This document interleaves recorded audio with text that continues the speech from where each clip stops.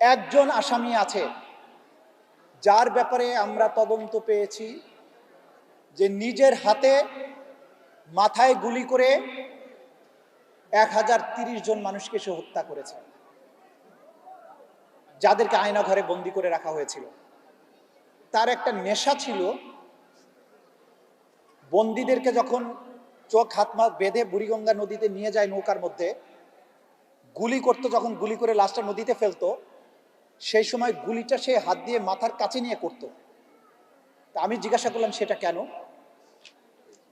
জবাব হচ্ছে যে উনি গুলি করার পরে নিহত ব্যক্তির মগজ এবং রক্ত ছিটে এসে যখন তার হাতে লাগতো, গরম লাগতো, তখন তার মধ্যে ফিলিংস আসতো। এই অপরাধীরা কয়েক হাজার মানুষ যারা গুম হয়ে গেছেন, যারা কোনোদিন আর ফিরে আসবেন না, যাদের পরিবার 15 বছর যাবৎ রাজপথে আন্দোলন করেছেন, র্যাব অফিসে ধর্ণা দিয়েছেন, পুলিশের কাছে ধর্ণা দিয়েছেন, নানান গোয়েন্দা সংস্থার কাছে ধর্ণা দিয়েছেন, প্রধানমন্ত্রীর কাছে ধর্ণা দিয়েছেন, যাদের সন্তানদের আজও ফিরে আসেনি। ইলিয়াস আলী আজও ফিরে আসেনি, মুকাদ্দাস ওয়ালিউল্লাহরা ফিরে আসেনি।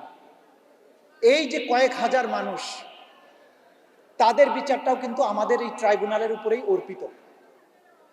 এই বিচারের কোনো সাক্ষী নাই দৃশ্যত, কারণ এটা একটা বাহিনী করেছে, তাদের গোপন আয়নাঘরে বন্দি রেখেছে, গোপন জায়গায় মেরে লাশ ডিসপোজাল করেছে, কোনো চাক্ষুষ সাক্ষী নাই। এরকম অপরাধের বিচারও কিন্তু আমরা করছি।